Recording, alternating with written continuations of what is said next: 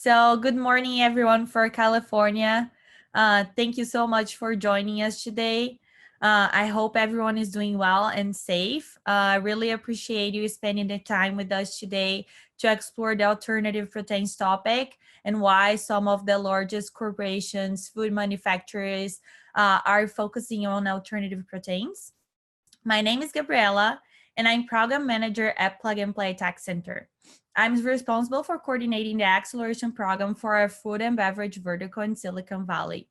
For those who are not familiar with us, Plug and Play is an early stage investor, accelerator, and corporate innovation platform with global headquarters in Sunnyvale, California. We connect the largest corporations to the world's best startups throughout industry-focused accelerator programs global-wise. If you go to the next slide, you see our agenda for today. Today, we'll start with our guest speaker, Nate, from the Good Food Institute, followed by an exciting panel discussion. Our keynote speaker will present for about 30 minutes, followed by a Q&A, followed by a panel discussion and a Q&A for the audience. Please type in your questions in your Q&A box. For today, we have Nate Crosser. Nate is a startup growth specialist for the Food Good Institute. The Food Good Institute is a donor-funded nonprofit that accelerates alternative proteins startups. We'll also be hearing from Michelle Milema, Science and Technology Program Leader at Unilever, with 18 plus years of experience in leading major technology innovation projects. We'll also be hearing from Christy Legally. She's founder and CEO of Rebellyous Foods, a food production technology company working to make plant-based meat price competitive with traditional chicken products. Thank you everyone for joining. With that, I will pass you to Nate Crosser. Great, thank you. I will share my screen.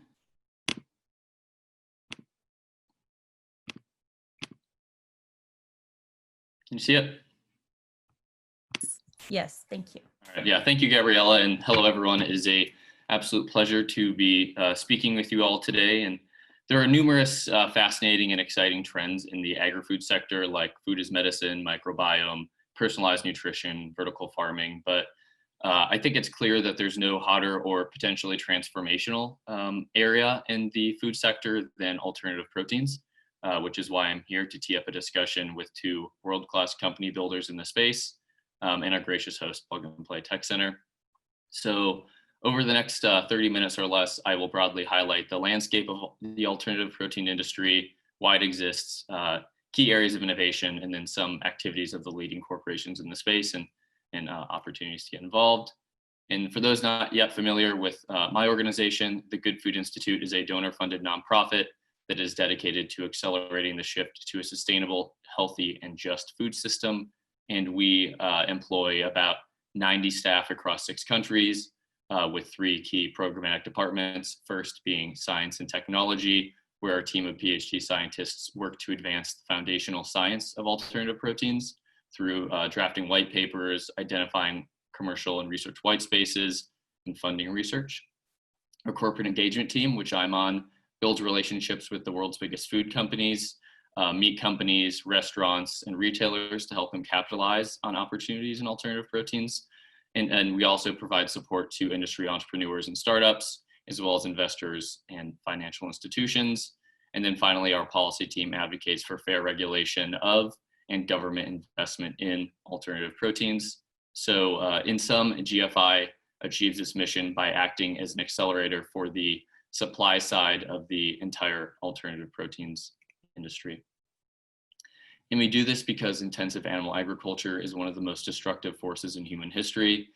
For example, according to the UNFAO, intensive farming produces more greenhouse gas emissions than the entire global transport sector. That would be more than all cars, planes, trains, trucks, and boats combined. It is also the #1 user of fresh water on the planet, the #1 cause of Amazon deforestation. It drives up the price of crops that could otherwise feed people and therefore entrenches global malnutrition.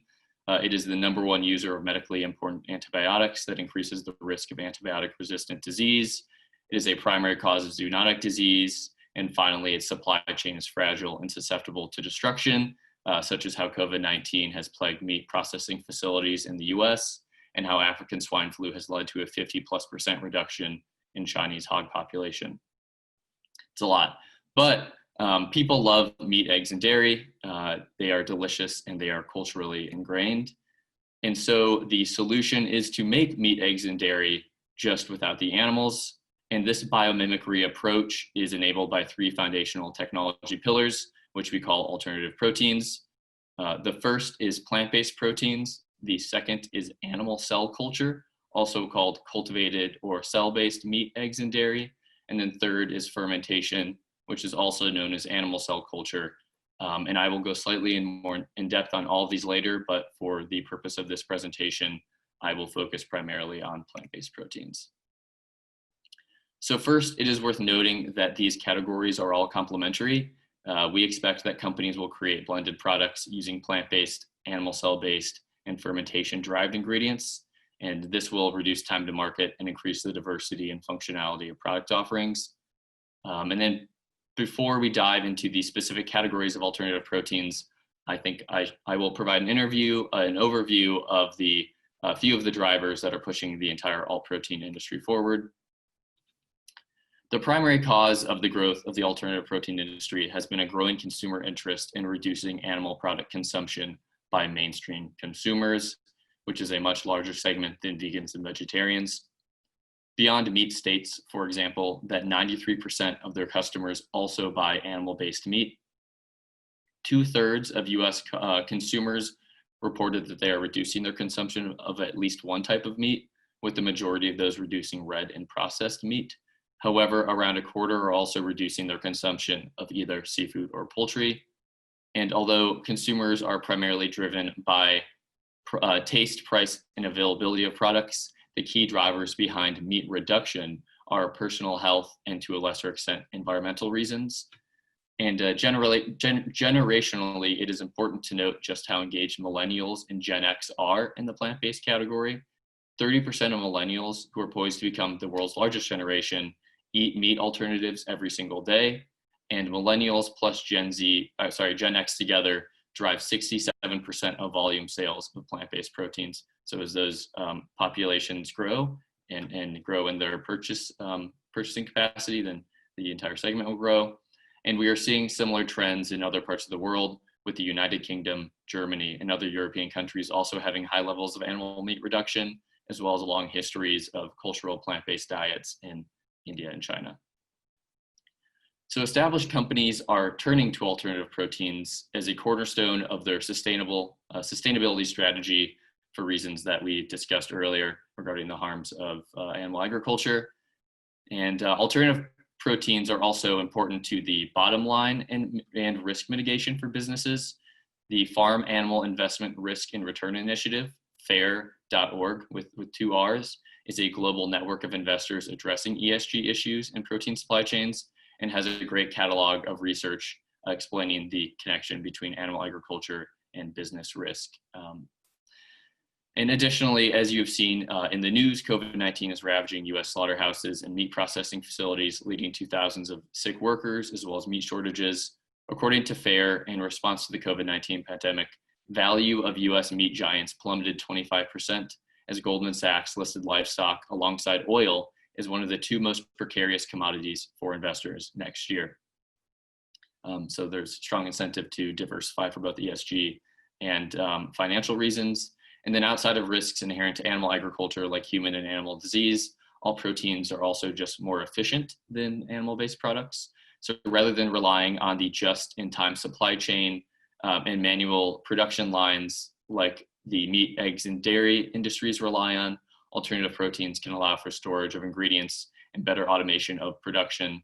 And then finally, alternative proteins can be easier for companies to work with, such as easier food safety management, less salmonella, for example, exposure, and then potentially faster cook times.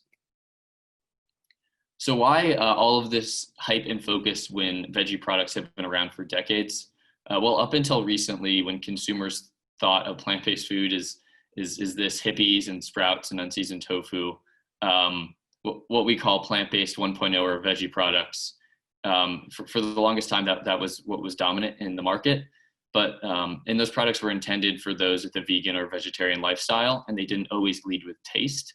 But today, plant-based looks very different. Plant-based 2.0 is driven by innovative, taste-forward products that are made to satisfy meat eaters. And these products aren't being marketed to one specific lifestyle, but they are laser focused on competing on taste, the number one driver of consumer choice. And they do this by biomimicking the sensory experience of their animal counterparts. And this biomimicry approach has been made possible by innovations in manufacturing technology and ingredients, which I will touch on later. So these drivers have led to competition in the alternative protein industry to expand well beyond startups and legacy vegetarian brands. The biggest players in the meat and food industry broadly have taken notice. So for example, of the top 6 meat companies in the US, all of them are active in plant-based meat, either through their own product lines or investments. Tyson CEO Noel White said that he expects Tyson, quote, to be a market leader in alternative protein, which is experiencing double-digit growth and could someday be $1 billion business for our company.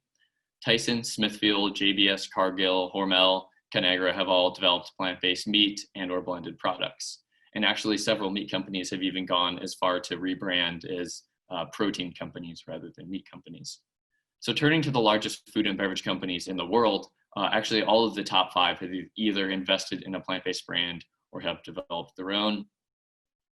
And this is a massive shift that will boost sales growth in 2020 and beyond, as these companies are able to leverage their strength in distribution, manufacturing, marketing, and more. And these established companies will have the opportunity to collaborate with a growing field of startups that are delivering waves of innovative new products. There are well over 300 startup companies in the plant-based meat, eggs, and dairy industry that GFI is tracking, with more forming weekly and more in the cultivated meat and fermentation sectors as well. And startups are able to innovate more rapidly and pursue more niche or riskier strategies than large corporations, and are thus the first innovation in nearly all categories. This is kind of the business model of that makes Plug and Play so successful.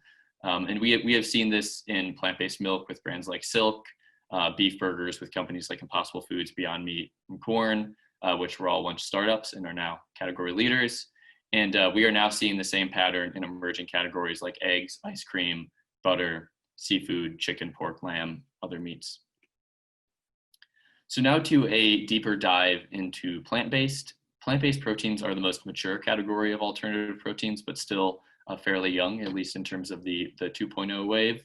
And despite frequent headlines and massive sales successes, the first wave of real biomimicked meat, eggs, and dairy products is well less than a decade old. And I will briefly touch on 4 key developments in the sector: retail being retail success, food service success, manufacturing innovations, and ingredient innovations.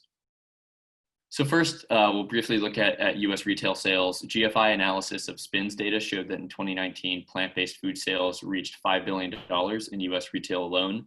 So to put that into perspective, the global chewing market is also approximately $5 billion. But unlike chewing gum, the market for plant-based food is growing at double-digit levels into $1 trillion plus total addressable market for meat, eggs, and dairy. The dollar sales growth of plant-based food represents 11% growth from 2018 to 2019, which was 5 times that of the broader food market. And if you zoom out from 2017 to 2019, the growth was over 28%, up from 3.9 billion. So growing very rapidly. However, plant-based meat currently represents only about 1% of total US retail meat sales, whereas plant-based milk represents 14% of total milk sales. But plant-based meat has the potential to reach the same level of market penetration or even higher as sales of plant-based milk. So if plant-based meat were to reach the same market share as plant-based milk, 14%, that would represent an over $11 billion growth opportunity in US retail alone. So huge opportunity there. The most exciting food service development of the last year was the speed at which plant-based meat took the largest fast food chains by storm. So prior to 2019, plant-based burgers had been successfully launched at medium-sized chains like Carl's Jr. or Hardee's. However, the US national rollout and the huge success that followed of the Impossible Whopper at Burger King really raised the bar. Burger King's largest US franchise operator reported that the Impossible Whopper actually comprised over 10% of their total Whopper sales by number of Whoppers sold, despite the higher price point. And generally, so while plant-based protein has made some global inroads, international menu penetration still generally lags the United States. So McDonald's, which serves approximately 1% of the world population every day, is the opposite case. So McDonald's currently sells plant-based burgers in India, Sweden, Finland, and Germany. But we expect that they will be launching globally. In 2020, McDonald's CEO Chris Kempczynski said, quote, "I certainly expect that over time you will see plant-based on the McDonald's menu. I think for us, the question is really about when," end quote.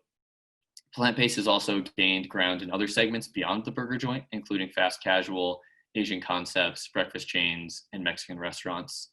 In February 2020, Taco Bell CEO Mark King said the chain would be adding plant-based meat to their menu. And also just this week, KFC announced that it would be launching plant-based chicken in 50 of its Southern California locations and would be partnering with Russian cultivated meat company 3D Bioprinting Solutions to develop a cell-based chicken for its restaurant of the future, which would be an incredibly exciting development. So obviously the COVID-19 pandemic has severely impacted the ability of the food service industry to serve customers. But if we look at China, where new cases of COVID-19 have stemmed and restaurants are reopening, we have seen a tremendous amount of activity in plant-based meat among large restaurant chains. So in early 2020, for example, KFC announced the launch of plant-based nuggets created by Cargill. Papa John's announced the launch of plant-based pizza toppings made by Chinese plant-based meat startup Starfield. And Starbucks announced the launch of Beyond Meat products across its 3,000 plus Chinese stores. Also in the last several weeks, Yum Brands, which has KFC, Pizza Hut, and Taco Bell in China and in the US, announced that they would be test launching the Beyond Burger beef burger combos in restaurants, where if you buy a Beyond Burger, you get a beef burger to try them side by side. And experts in China report that these developments are driven by a spike in consumer interest in plant-based food due to the COVID-19 pandemic, which, as we may know, originated in a meat market, most likely. Innovation in manufacturing and ingredients make all of this possible, helps us go beyond the Veggie 1.0. So novel manufacturing methods that go beyond traditional texturized vegetable protein production and high moisture extrusion are emerging, although those production modalities do remain important stalwarts of the industry that are ever improving. New approaches include biofabrication with fungi, shear cell extrusion, and 3D printing. Additionally, the popularity of plant-based food has often led to demand outpacing supply. So in response, companies are developing manufacturing equipment, facilities, and processes that are built for scale and replicability to drive down costs and deliver higher volumes. So Rebellyous Foods, whose CEO Christy Legale is with us today, is working to this end, and we're very excited to hear from her. And then lastly is innovation in ingredients, which includes both discovery of new ingredients like Impossible Foods' use of heme, Just's use of mung beans, Beyond Meat's use of pea, as well as duckweed, shiitake mycelium, microalgae, chickpea, and much more. And then further, there are massive opportunities for optimization of the tens of thousands of edible plant species through crop genetics and processing innovations. As the plant-based protein industry booms, there are opportunities for companies to bring their expertise to get involved all along the value chain. These include opportunities in crop optimization, ingredient processing, manufacturing process design, facility construction, food science, distribution, business services, and much more. So now briefly to cultivated meat, which is sometimes referred to as cultured meat or cell-based meat. Cultivating meat is a form of cellular agriculture where we, to oversimplify, take animal cells, we bathe them in a soup of nutrients as they grow in number, and then harvest the meat. So cultivated meat can provide the same sensory and nutritional experience as conventional animal meat because it is comprised of the same cells. It is not imitation or synthetic. It's actual animal meat that is grown outside of the body of the animal. And at scale, it's produced in cultivators in much the same way that beer is brewed or plants are grown from a cutting.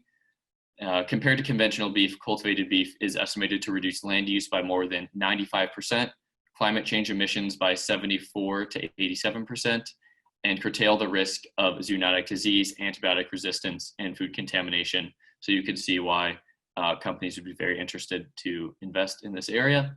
And similar technology can be used to create cultivated leather, collagen, ivory, and other animal products, such as dairy produced through mammalian mammary gland cells, which is another exciting application.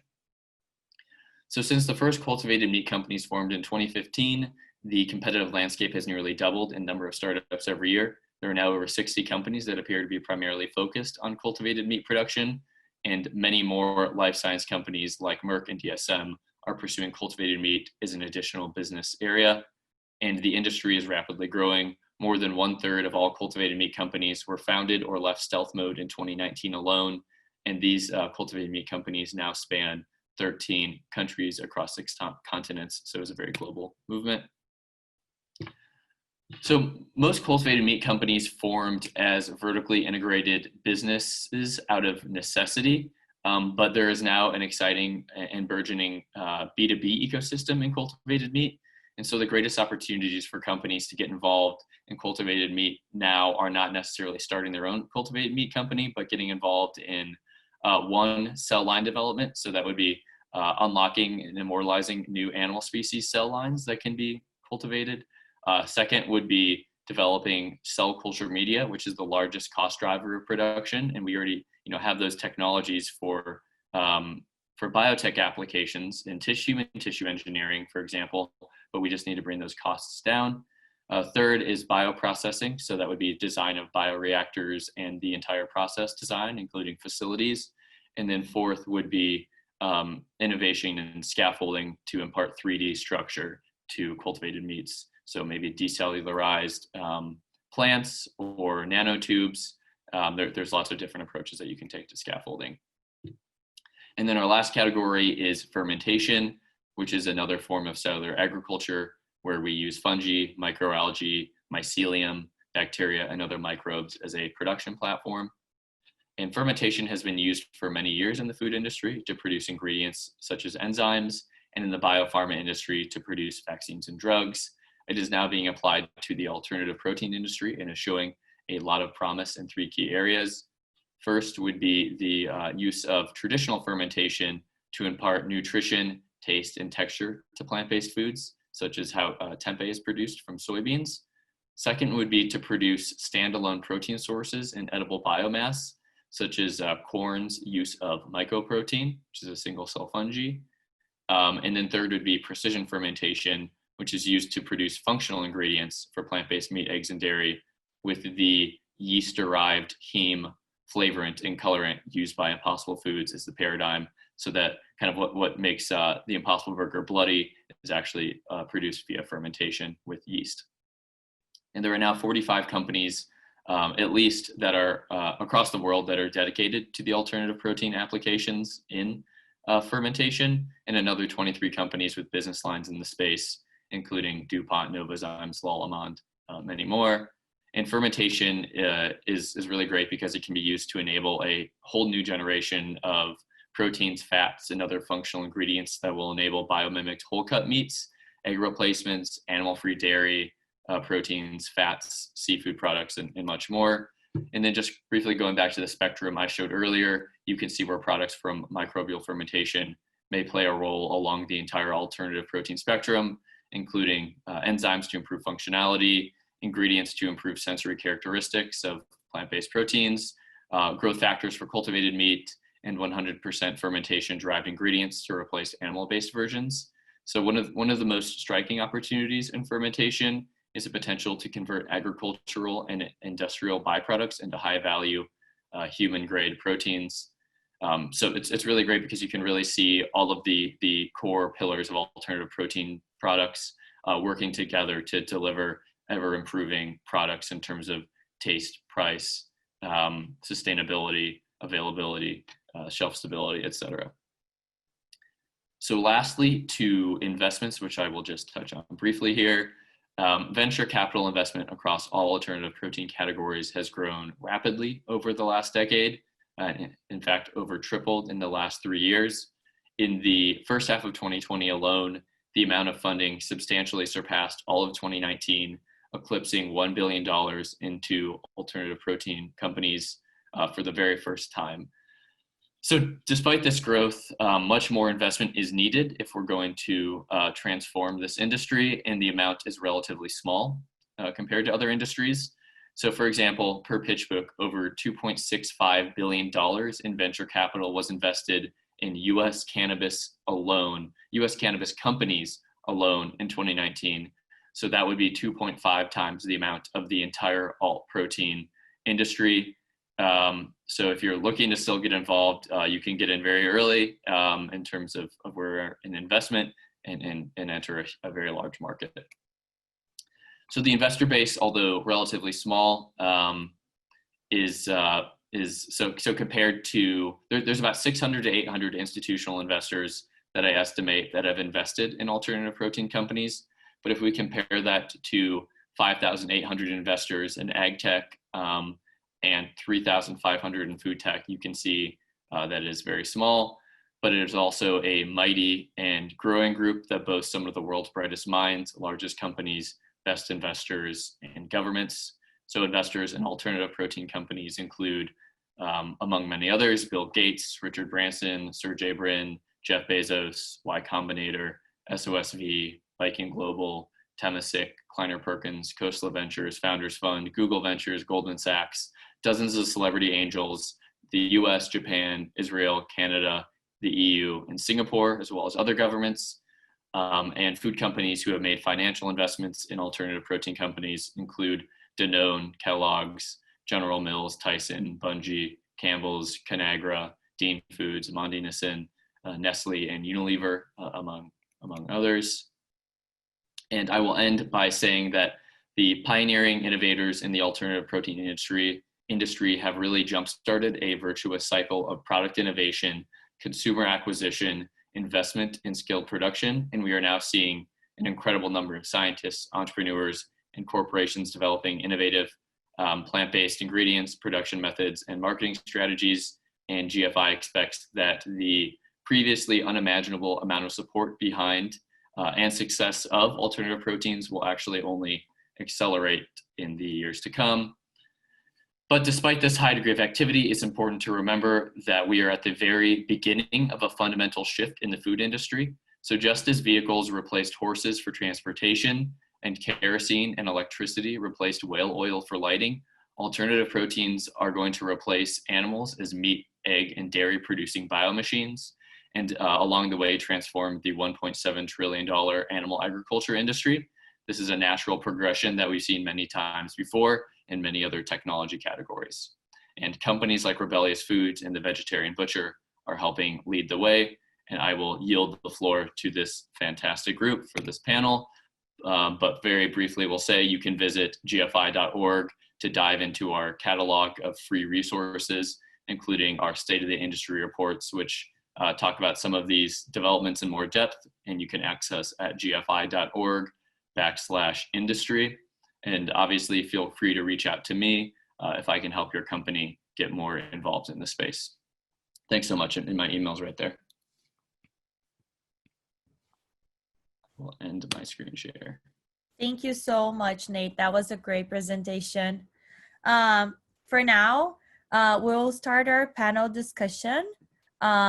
So I'm happy to introduce you to Michelle Malema, Christy Legali, and Michelle.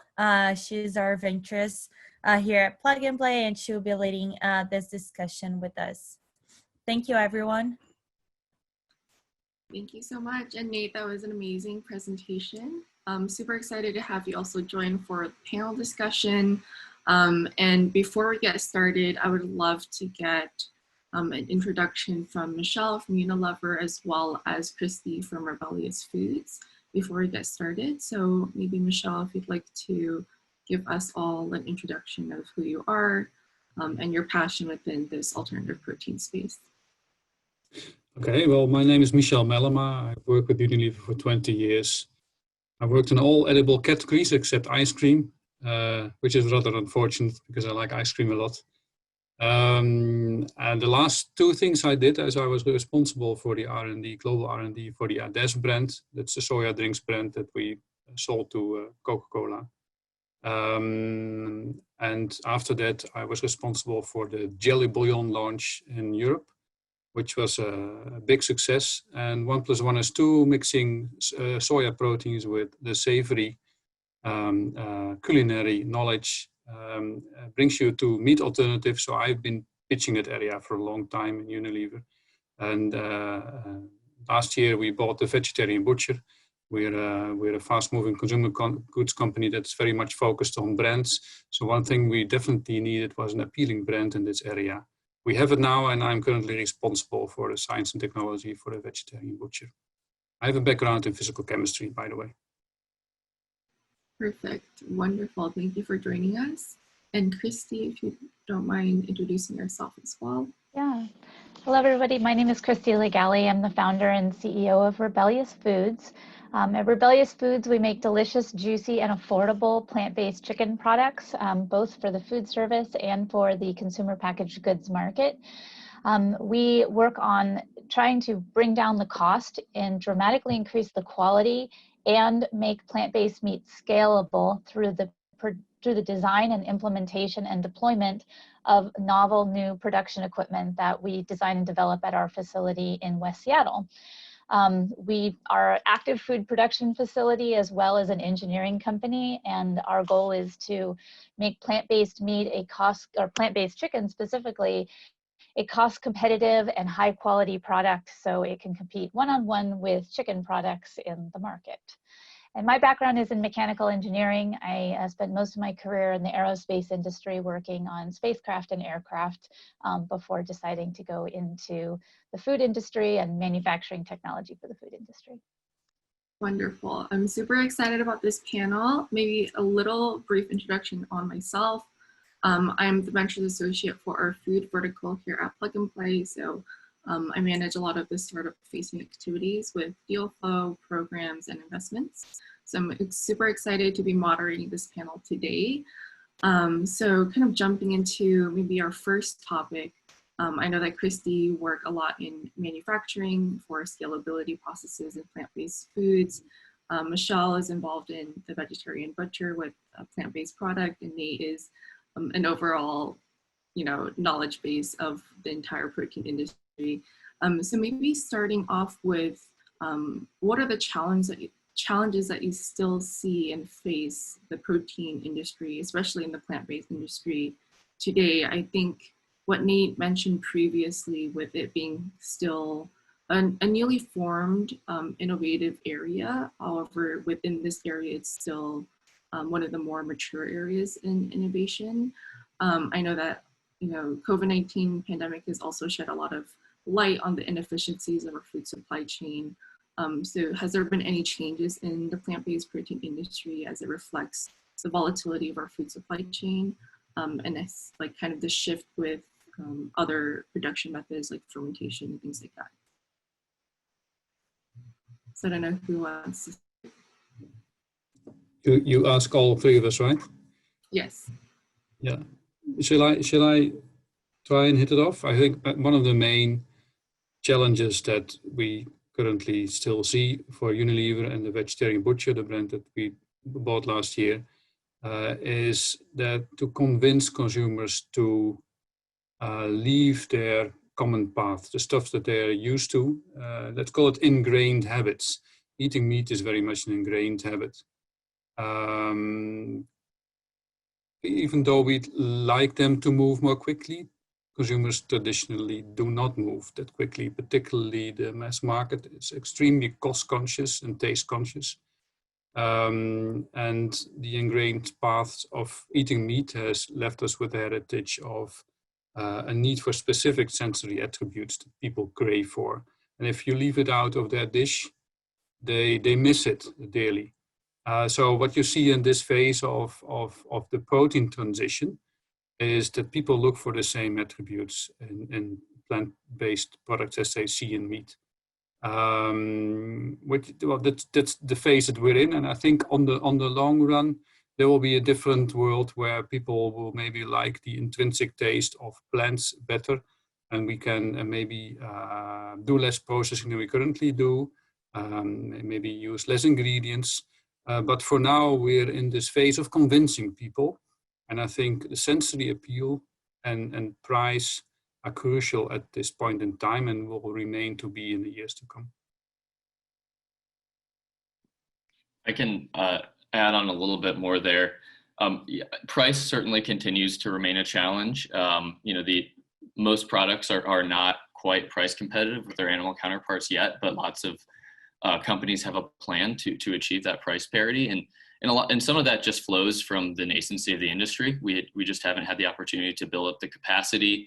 So yeah, production, for example, remains a constraint. There's not enough co-packers and not enough just large scale facilities that have been designed yet. Still, working on that. And then, not quite enough B2B companies in the space yet that are going to help serve the vertically integrated companies that are currently bearing all of the R&D costs associated with doing every aspect of production. So that's going to help bring costs down. And then we just, another thing that flows from nascency is that we haven't optimized these crops necessarily for plant-based applications in the way that they're being used now. So, we've got generations of optimizing cows to be eaten directly, but we haven't really done that with, say, soy, for example, or wheat. But there's lots of great innovation going on there. And then the last area of challenges, there's still some technical challenges that are being overcome. So like meltability of cheese, that'll, I think, really do a lot for the industry. Yeah, so from the perspective of Rebellyous Foods, we really see the manufacturing side of it and the production side of it as obviously the area that we're working diligently to try to address. And as Nate said, for a lot of plant-based meats, they're not cost competitive, and they're just maybe just not even close or are close. But when it comes to chicken, we are very, very, very far off. Not only do the ingredients alone for plant-based meat are about 130% more costly than animal-based chicken products, but then the manufacturing is also considerably more. It takes longer, it takes more work, more labor to make plant-based meat. In the type of mix and form plant-based meats that we produce at Rebellyous, and as a result, you see plant-based chicken not even coming close to its animal-based meat counterparts in terms of volume and scale and things like that. That there are a few exceptions to that with people who've come up with other ways of making plant-based meat, but for the most part, really, really hitting the scale of processed chicken products like chicken nuggets, patties, and strips is in part obviously bringing the cost of ingredients down, because that's a huge portion of it. But what we do at Rebellyous Foods is we're designing new production equipment to make it possible to bring that manufacturing cost down. And that's where we feel like is the biggest opportunity for this industry, because the ability to redesign how production is done is one of the key drivers that we believe is going to make it possible to not just grow this industry linearly, but to grow it exponentially. And what I mean by that is quite simply that if we continue to make plant-based meat the way that we kind of do now and kind of always have, it will scale kind of linearly. What we do at Rebellyous Foods is we threw out the old equipment and we designed brand new equipment that applied physics to the material and the material processing in such a way that it oversteps a lot of the constraints that are currently in plant-based meat production, and essentially bypasses those problems, thereby bringing down costs, thereby lowering the takt time of production, thereby even getting better production material processing overall, that then leads to better, higher quality products, lower labor costs, lower sanitation shift costs, things like that. So we're really trying to, and actually are, thinking outside the box when it comes to manufacturing, so that when we look at the curve of how plant-based meat is going to grow, it stops just being this, oh, if we get bigger and bigger, somehow it will somehow get a lower cost. Unfortunately, that's only true to a certain extent. Maybe under about $3 a pound or so when it comes to making high quality plant-based chicken. But for if we are truly to bring down the cost of plant-based meat so that it'll compete with chicken, we have to do something else. We have to do something outside of the box. And that's what we do at Rebellious Foods. That's great. And I think scalability is probably one of the biggest factors in play in terms of these alternative protein products. I think in terms of plant-based, it's something that we might not think about just because we've seen the Beyond Burger and Impossible Foods everywhere right now. But I think this is a really real problem that the plant-based industry is still facing. So really great insights from everyone. Can I add one more thing? Making a plea for the taste elements to even precede the cost element. Because vegetarian dishes have been around for decades. I mean, it's vegetarian diet is not something new. And I remember an uncle of mine being vegetarian in the 70s. He would just eat the whole beans, and if he didn't want to eat the beans, he would put it in a blender and eat some kind of a smoothie. But it's very difficult to get enough of your protein intake by doing that. You would actually have to. I saw him eating a lot of beans, I can tell you. So this is a fundamental problem of getting enough protein in your dish without distributing the proteins in chunks. If you would distribute them evenly, it would be a very viscous mass that you'll have to chew, basically. And you're missing the bite and the juiciness of the protein. So having chunks there, the only reference that consumers have is meat. And that's why the sensory reflex of trying to look for the same attributes as meat is so strong. So I think taste overrides everything, and right after that, it's cost. Yeah, definitely. I mean, I think that's what makes the Impossible Burger so appealing, because they have that heme protein that makes it look kind of bloody, and it has that same experience that real meat does. Which kind of brings me into maybe another topic from kind of the consumer standpoint. What is your take on these alternative products constantly fighting to replace the existing standards of what real meat is? And when do you think these consumers might perceive these newer alternative products to be less of an alternative and kind of maybe a standalone product that people might just enjoy simply because of their own taste and its own attributes, versus being a good alternative for something that they used to be? Yeah, so the reason I just gave for replicating meat, and it's the first need of consumers trying to see the same attributes. As this market grows, it will gradually grow. There will be it will become a mature market for a major portion of the mass market. And what you will see then is segmentation. So there will be people dogmatically still looking for meat attributes in their food, and there will be a sizable portion of consumers being fed up with the image of these products being ultra processed, and they'll start looking for differentiation in that angle. So they'll start looking on the label, they'll start looking up nutritional information, and they'll choose, maybe at a sensory compromise, for the products that appeal to them higher on these elements. And I think it's doable as we know more about our ingredients, we can use them more effectively and still have nice tasting chunks, maybe not 100% replicating meat, but nice tasting chunks that will be better in terms of nutrition also. Yeah, and I'd like to address this from a manufacturing perspective. You know, one of the reasons that we process meat or plant-based meat as much as we do is actually because the equipment that we use currently requires us to process it as much as we do. So for example, a lot of emulsifiers, a lot of some of the additive ingredients that we put into plant-based meat, or the necessity to essentially put essentially other stabilizers and things like that, or sometimes just necessary because you're trying to replicate something that doesn't essentially exist in nature, which is, plant-based meat doesn't grow on trees, obviously. But one of the really exciting things about what we're trying to do when we're replacing the production technology, the production equipment, is it helps us use simpler equipment.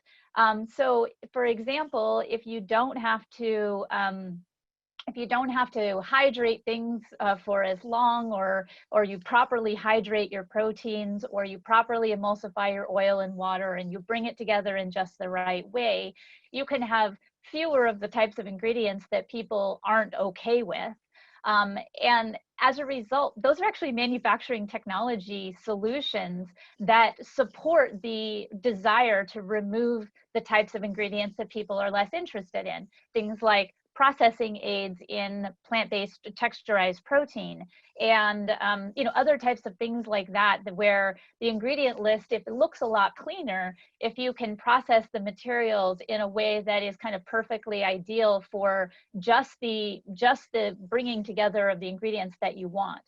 And I think, you can kind of see this in the history of bread almost, because plant-based meat production is a lot like making bread. In fact, it is making bread, except you're not, you essentially have a lot less starch, a lot less starch. So you're essentially bringing proteins together.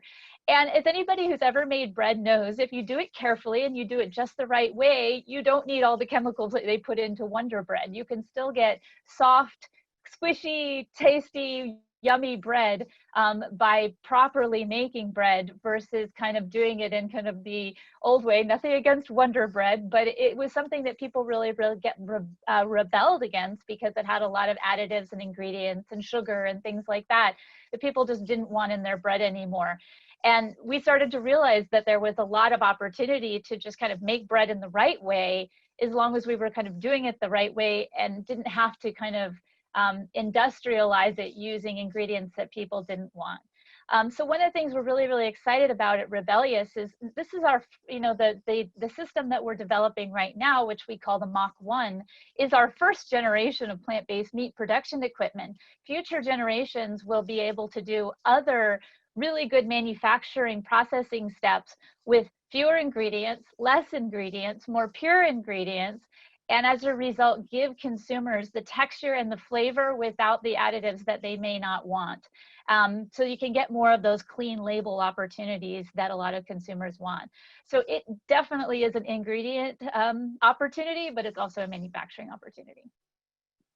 And I'll just add that, to answer your question, Michelle, surpassing the existing sensory paradigms of meat is very much on the table, and I can see us producing products that people prefer in terms of taste over meat. So for example, Impossible Foods has created a burger that is largely indistinguishable from existing burgers, and did that basically alone in the course of 10 years. So imagine where we're going to be in 20, 30 years with the involvement of some of the largest corporations and lots of like innovators in the space. So that's very much on the table, but also exceeding functional paradigms is very much on the table. So I think we're going to see interesting kind of convergence of trends, maybe personalized nutrition or food as medicine, where these plant-based products are going to get increasingly healthier and more maybe even aligned to someone's personal taste preferences a little farther down the road.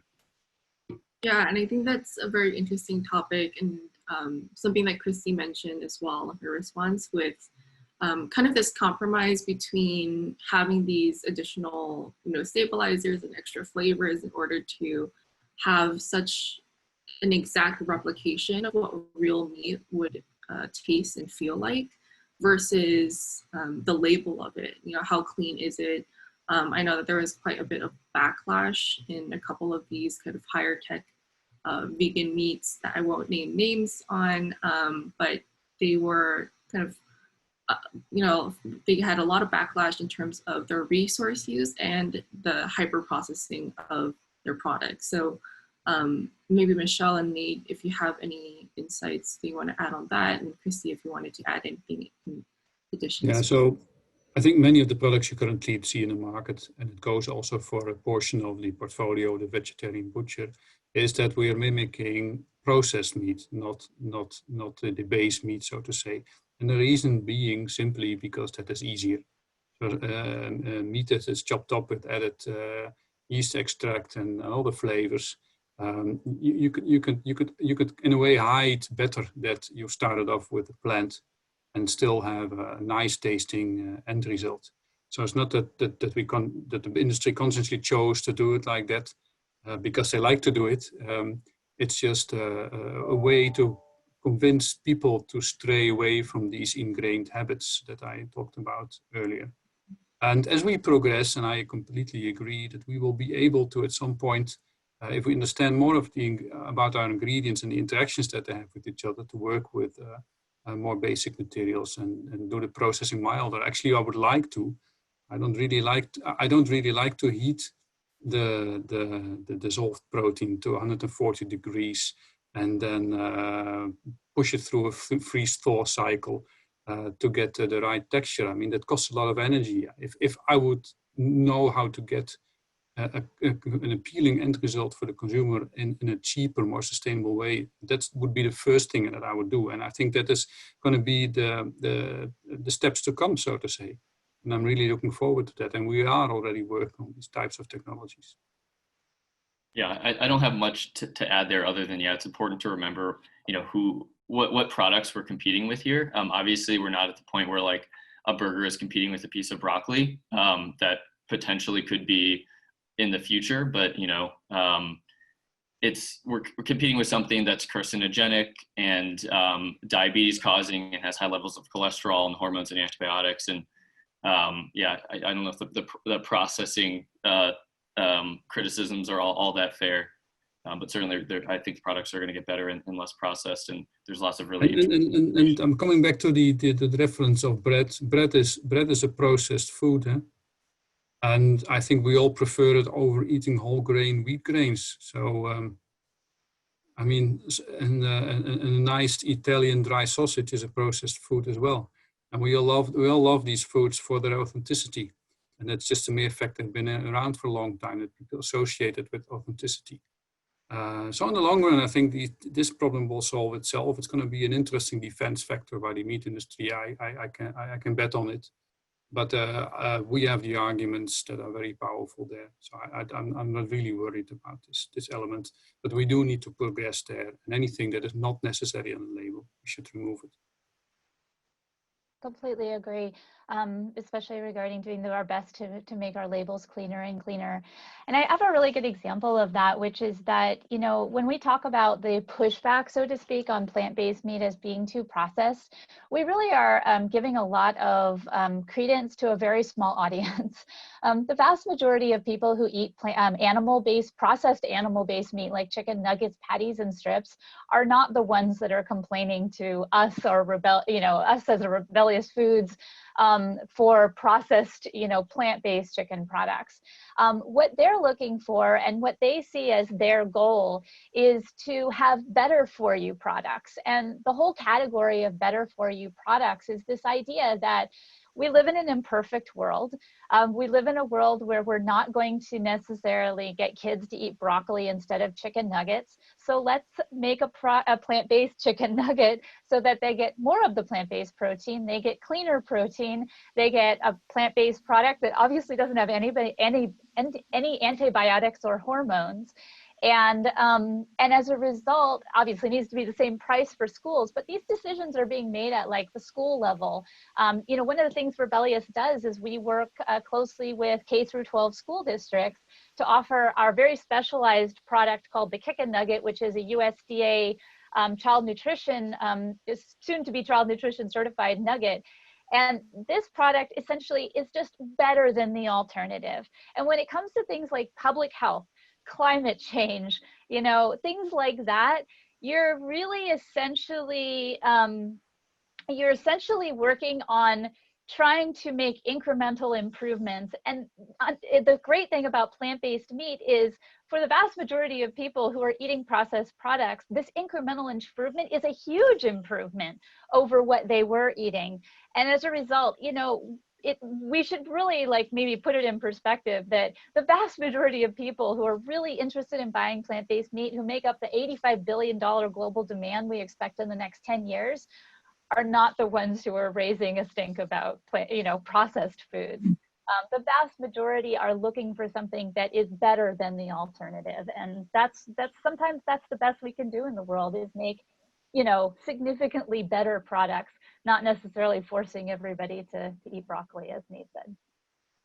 Yeah, definitely. And I think it's also important to note that these traditional meat products are also processed, and they're not necessarily healthier for you. They have antibiotics in them. They have, you know, additives within themselves. And that's something to keep in mind as well. Yeah, and that's one of our major drivers for the school districts that we sell into, is quite simply that compared to the amount of chicken produced in the United States that's antibiotic and hormone free, we can actually make a lot more plant-based meat products that are antibiotic and hormone free, because they never had that in the first place.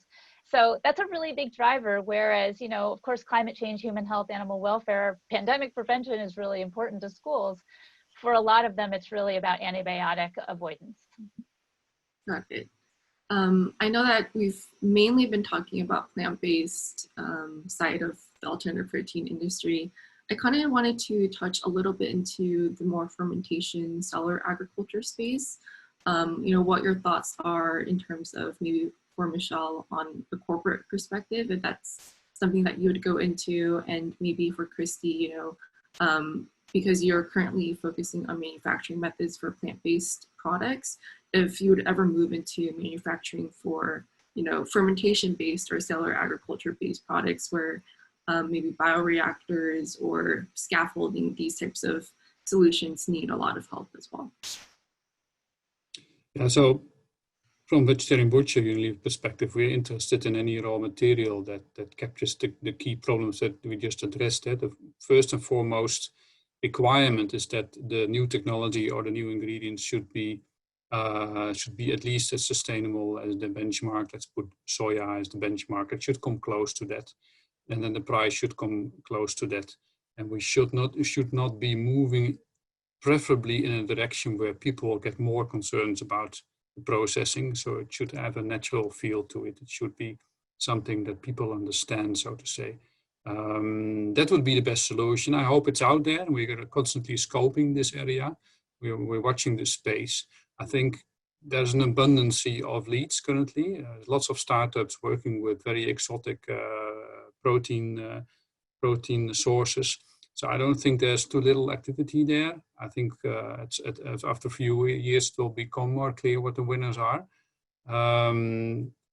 So yeah, we are following this. It's not the weakest point of the current activities worldwide. I think if any, would probably like to see more startups on processing than maybe on new plant protein materials, because that is, I think, there's a disbalance there. So yes, we're interested. Yeah, so one of the exciting things about cultured like fat or proteins from, you know, essentially cellular agriculture is that I think there's an incredible opportunity to merge them with the plant-based products. So for example, having a plant-based protein mixed with a cultured fat product, or a cultured, you know, or a plant-based fat product mixed with a cultured meat product, or even putting the two together. But, you know, not to be a broken record, but one of the most exciting things that I see as an opportunity is that the way that we need to always contextualize it within the scope of the industry that we are looking to compete in, which is the animal-based meat industry. You know, there is just so much incredible momentum in the plant-based dairy and the plant-based egg space, which is absolutely fantastic. But as Nate showed at the beginning, you know, the plant-based meat industry is just nascent in terms of volume and scale. And so one of the things that, you know, I really encourage people to contextualize a lot of their analysis of this industry from the perspective of the size, scope, and growth of the current meat industry, which, while we're seeing a lot of on percentage year-over-year growth in the plant-based meat industry, the animal-based meat industry is also growing, automating, and expanding, you know, actually faster by essentially on a per volume base, because we are really seeing a pretty big uptick, especially in the chicken industry. So I think as a society looking to address all of the harms of animal agriculture, we need to start thinking a lot bigger when it comes to our desire to start companies, our desires to support and invest in companies, to think about how we're going to deal with the larger threats of essentially Scale from the perspective of we have a lot of things to overcome that are very, very, very big problems. And, you know, obviously at Rebellyous, we're really trying to be strategic to kind of jump over a lot of those problems by kind of going left instead of everybody else who's going right. But the whole point I'm trying to make is that we have to stop kind of treating it as kind of a success story in and of itself, just because we've hit a small percentage of the industry, which is a success. But it's not actually what's going to reduce climate change. Real scale will reduce climate change emissions from animal agriculture. You know, real scale will address overall global public health issues about eating meat. So we really want to start thinking about it as, you know, what will it take to actually get to those levels of percentages versus what we've got now? Yeah, and consumers tend to underestimate their power. I mean, I can vote for my government every 4 years, well, once every 4 years. I can vote for a better planet every day if I go to the supermarket and I choose product A or B. And I can repeatedly do that every day for multiple different types of products. So it's actually, as a consumer, you're extremely powerful in influencing policies and influencing the future of the planet more than you would think so.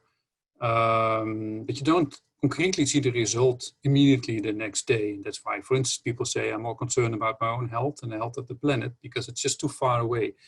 But I think it should be repeated as a mantra to consumers that they have this power and encourage them to use it, because then big corporates will move automatically because they'll move where people make choices.